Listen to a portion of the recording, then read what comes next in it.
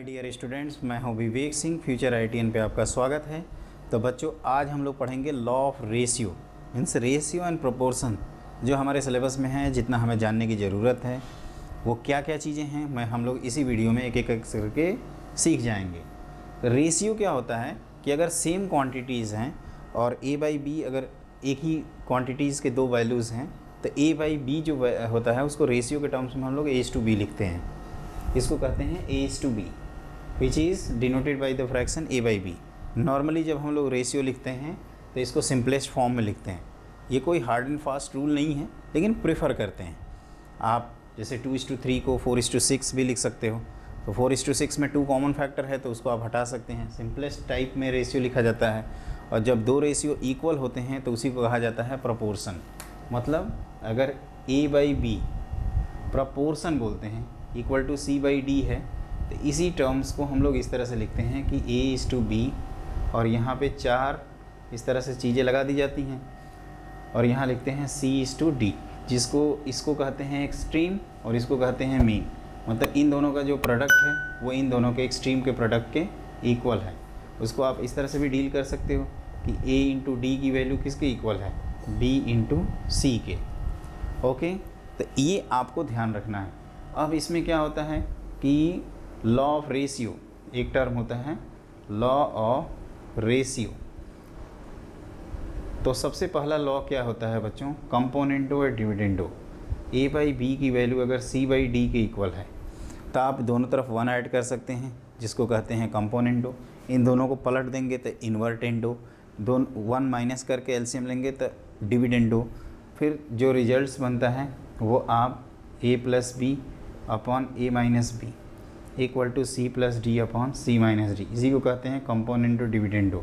मतलब numerator plus denominator upon numerator minus denominator equal to, जैसे आपने लेफ़्ट साइड में किया उसी तरह से राइट साइड में भी कर लोगे। और ये ध्यान रखना इसमें कि कंपोनेंटो डिविडेंडो जो यहाँ पे लगाते हैं वो 2 इक्वल रेशियो में लगाते हैं। अगर 2 रेशियो इक्वल नहीं है तो भी इस टर्म का ना नाम आएगा ना निशान आएगा। कोई बच्चे क्या होता है एक ही जगह लगा देते हैं। जैसे मैं आपको बता रहा हूँ, उसको थोड़ा ध्यान से देखिए। तो पहले तो ये हमने बताया आपको कंपोनेंटो डिविडेंडो, जैसे इसमें कई सारे टर्म्स यूज़ किए। सबसे पहले तो प्रोपोर्शन, जैसे आपको ये दिया है A by B equal to C by D, तो एक इन्वर्टेंडो होता है, इन्वर्टेंडो। इसमें क्या करते हैं, B by A obviously D by C के इक्वल कर देते हैं। अब इसमें अगर 1 ऐड कर दे दोनों तरफ तो ये a plus B upon b, इधर c plus D upon d, इसको कहते हैं कंपोनेंटो, कंपोनेंटो। और ये अगर ट्रू है तो ये भी ट्रू हो जाएगा। उसी तरह से अगर 1 सब्ट्रैक्ट कर दें तो A minus B upon B equal to C minus D upon D, तो इसको कहते हैं डिविडेंडो। और इन दोनों इक्वेशंस को अगर डिवाइड करें तो यहाँ से आता है A plus B upon A minus B equal to C plus D upon C minus D, इसी को कहा जाता है componendo and dividendo. Okay, questions कराएंगे तो आपको ज़्यादा क्लियर होगा। तो पहला 2 इक्वल रेशियो में ये आप हमेशा अप्लाई कर देना, और जैसा आप लेफ़्ट साइड में करोगे वैसे ही राइट साइड में करना। ये तो एक हो गया पार्ट। दूसरा पार्ट होता है बच्चों कि जो हम लोग सबसे ज़्यादा यूज़ करते हैं in case of sequence series वाले चैप्टर में या 3D वेक्टर में यूज़ करते हैं, वो ये है कि ए बाई बी अगर सी बाई डी के इक्वल है और ये ई बाई एफ के इक्वल है, तो आप इसको ऐसे लिख सकते हैं, ए की पावर एम सी की पावर एम ई की power m whole divided by b की पावर एम डी की पावर एम एफ की power m whole to the power 1 by m. ये सब आपस में इक्वल हो जाएंगे।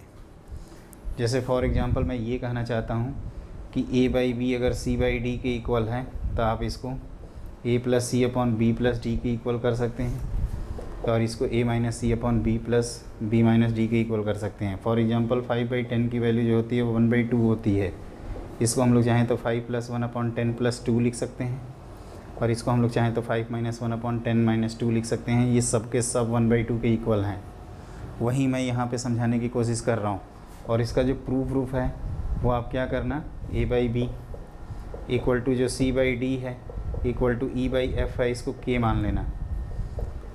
तो ए की वैल्यू के बी बी की वैल्यू सी की वैल्यू के डी और ई की वैल्यू के एफ हो जाएगी। तो जब हम लोग यहाँ पुट करेंगे तो ये पता चला ये के की पावर एम होल की पावर 1/m आएगा विच इज़ इक्वल टू के। तो सब के सब के आ जाएंगे। तो इसी को कहते हैं लॉ ऑफ रेशियो। मतलब जैसा आप न्यूमरेटर में रखे हो उसी तरह से डिनोमिनेटर में रखो। अगर mth पावर किया है तो mth रूट ले लीजिए, nth पावर किया है तो nth रूट ले लीजिए, स्क्वायर किया है तो स्क्वायर रूट ले लीजिए, क्यूब किया है तो क्यूब रूट ले लीजिए, 4 पावर किया है तो 4th रूट ले लीजिए। अगर कुछ नहीं किया है तो वैसे ही छोड़ दीजिए। a plus c plus e upon B plus d plus f करिए तो यहाँ m की वैल्यू 1 कर देंगे, ये ध्यान रखेंगे। और यहाँ पे प्लस है तो यहाँ भी प्लस, यहाँ प्लस है तो यहाँ भी प्लस, मतलब सिमेट्री मेंटेन्ड है। तो इस पॉइंट को बच्चों ध्यान रखना। अब इस पे बेस्ड कुछ क्वेश्चन करते हैं जिससे हमारा कॉन्फिडेंस और क्लियर हो जाएगा। तो लिखो क्वेश्चन। तो देखो बच्चों, हमने 2 क्वेश्चन बोर्ड पे लिखे हैं, सिंपल क्वेश्चन हैं आपके 10th लेवल के। What term must be added to each term of the ratio 5:37 to make it add 1:3। मतलब इसका क्वेश्चन का ये है कि इस रेशियो में के दोनों टर्म में हम क्या ऐड करें जिससे ये 1:3 बन जाए। तो इसके लिए मान लेते हैं कि ये x ऐड कर देंगे जिससे ये 1/3 बन जाएगा। तो दोनों टर्म में ऐड करने की बात कर रहे हैं तो 1x ऐड कर दीजिए। अब यहाँ से x की वैल्यू कैलकुलेट कर लीजिए। तो ये 15 + 3x = 37 + x। तो ये हो जाएगा आपका 2x = आप ध्यान से देखो, ये इधर आएगा तो 12 होगा, 12 होगा या 22 होगा, 22। तो x की वैल्यू हो जाएगी 11। एक बार काउंट करते हैं, अगर हम 11 ऐड कर देंगे तो ये 16 हो जाएगा और ये 48, 1:3 आ जाएगा। तो इस तरह से करते हैं। सब्ट्रैक्ट करने की बात करते तो -x कर देते, मल्टीप्लाई करने की बात करता तो मल्टीप्लाइड बाई कर देते। दूसरा क्वेश्चन में ये है कि आपको x/y की वैल्यू दिया हुआ है 3/4 और आपसे जो रेशियो पूछ रहा है वो 7x - 4y/3x + y की वैल्यू पूछी जा रही है। तो एक तो टर्म होता है बच्चों, यहाँ डायरेक्टली हम लोग 3/4 क्रिएट कर लें, मतलब यहाँ y से आप डिवाइड कर सकते हैं एक रेशियो में। तो x/y -4 अपॉन 3 टाइम्स x/y + 1। अब x/y की वैल्यू रख दो तो 7 × 3/4 -4 होल डिवाइडेड बाई 3 × 3/4 + 1। तो 4 से मल्टीप्लाई करेंगे तो ये 21 -16 होल डिवाइडेड बाई, ये हो जाएगा आपका 9 + 4। तो ये हो जाएगा आपका 5/9 + 4 13। तो आंसर इज़ 5/13 या 5:13 ये लिख सकते हो। तो ये सिंपल 2 क्वेश्चन थे जो आप आसानी से कर लेते। ये रेशियो पे बेस्ड थे। अभी हम प्रोपोर्शन वाले क्वेश्चंस नहीं कराए हैं तो वो भी 1-2 कर लेते हैं। तो लिखिए अगला क्वेश्चन। देखो बच्चों, अगले 2 क्वेश्चन हैं।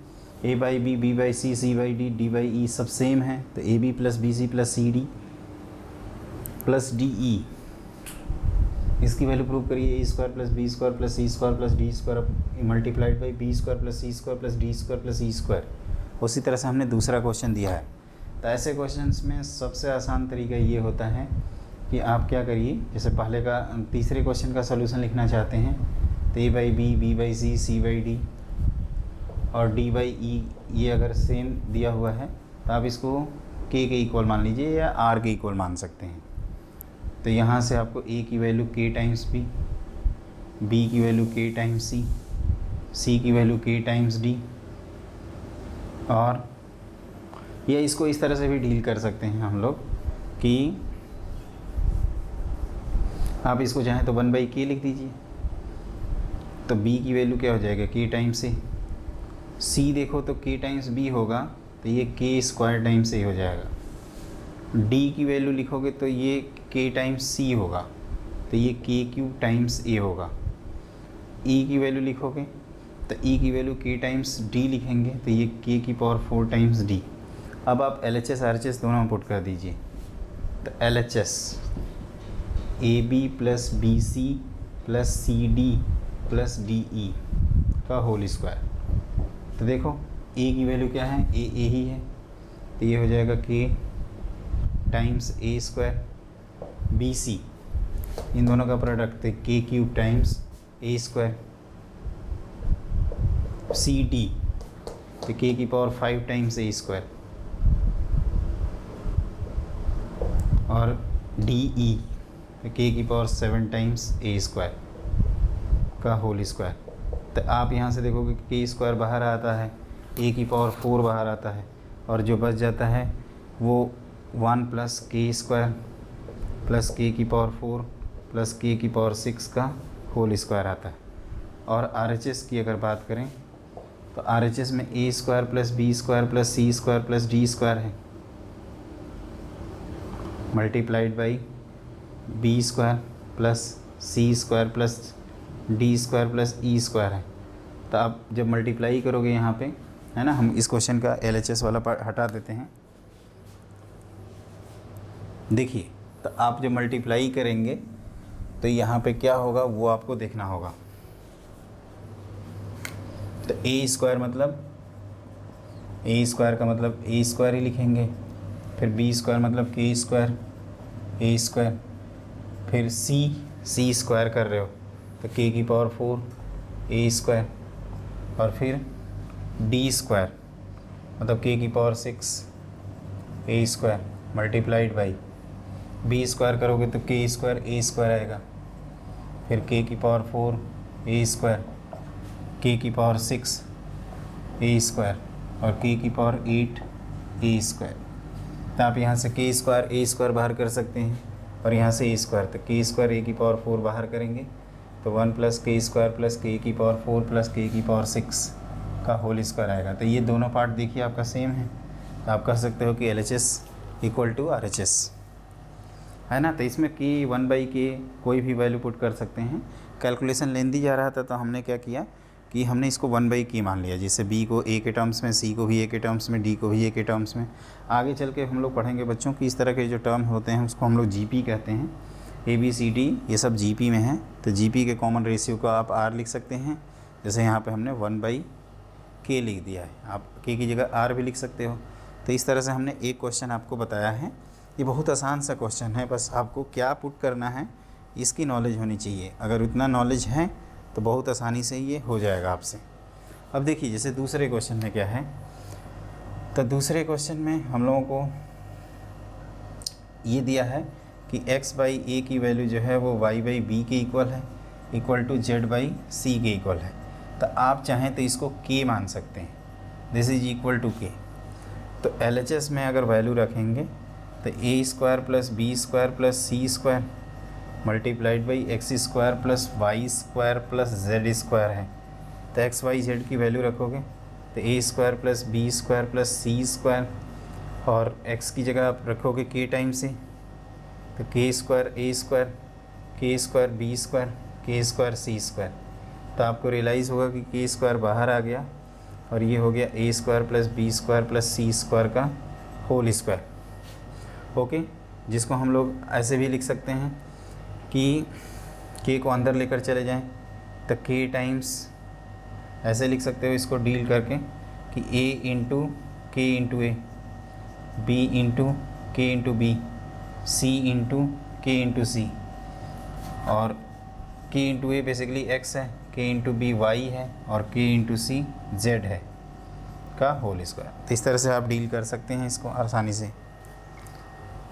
हमने क्या किया, पहले इस रेशियो को k माना, फिर x y z की जगह वैल्यू रखा है, दोनों ये सेम परफेक्ट स्क्वायर हो गए, k स्क्वायर को अंदर ले गए तो k की तरह अंदर जाएगा, तो k इंटू a स्क्वायर को a इंटू k लिखे, k को x लिख दिया तो ax हो गया, ये by हो गया, ये cz हो गया। यही आपको प्रूव करना था, है ना। तो इस तरह से हम लोग लॉ ऑफ रेशियो के बारे में कभी भी आए एग्ज़ाम में, इंटायर सेशन में, तो लॉ ऑफ रेशियो में कंपोनेंटो डिविडेंडो क्या होता है, और इसको ध्यान रखना a/b अगर c/d के इक्वल है तो a+b/c, a-b की वैल्यू c+d/c-d के इक्वल करते हैं, इसको कहते हैं कंपोनेंटो डिविडेंडो। और कुछ बेसिक क्वेश्चंस कराए हैं लॉ ऑफ रेशियो के बेसिस पे। आप हमारे चैनल को लाइक करिए, वीडियो को शेयर करना ना भूलें, और ज़्यादा से ज़्यादा सब्सक्राइब करिए हमारे चैनल को। हमारा चैनल ग्रो करे, सपोर्ट करिए, प्रमोट करिए। ये आपका चैनल है बच्चों, आपके लिए हम कंसेप्ट बना रहे हैं, और मुझे उम्मीद है आप रियली एंजॉय कर रहे होगे। Good day.